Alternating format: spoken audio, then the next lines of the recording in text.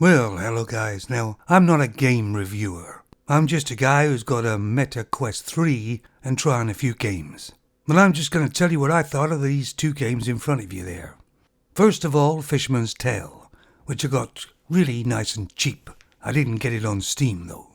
And it's not a game that you actually walk about either. You kind of sort of only have a few places to go. But it's done very well. And the storyline's okay too. And the graphics are quite well done. It's a kind of puzzly game, but what I liked about it, there was no time limit on it. And when you stopped playing and when you started again, you started where you left off. Not exactly a long game, but I guess you get what you pay for.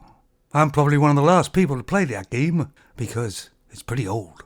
Well, there's a match, so am I. Now everybody was raving about the next game, I Expect to Die. In fact, they got two other games out, Expect to Die 2, Expect to Die 3. But for some reason, Expect to Die the first one is holding its price. It's not really expensive, but it's not real cheap either. And you know, it's a very, very repetitive game.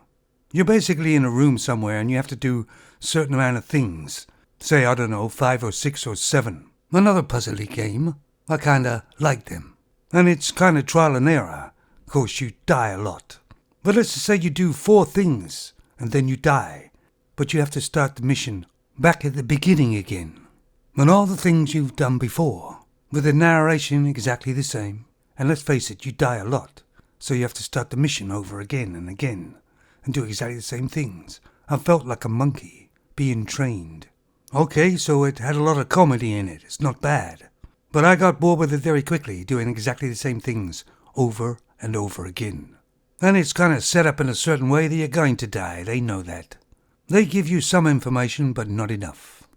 And I remember the older games, the way they used to drag them out. They made boss battles.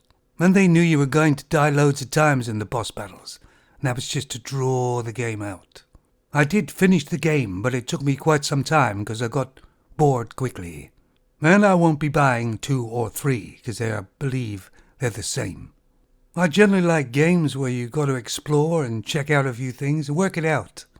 But with this game, you just try something and you actually blow up, so you know not to do that again. I guess it's somebody's type of game, but it's not mine. Anyway, there you go, guys. That's my sort of idea on them. You take it easy now.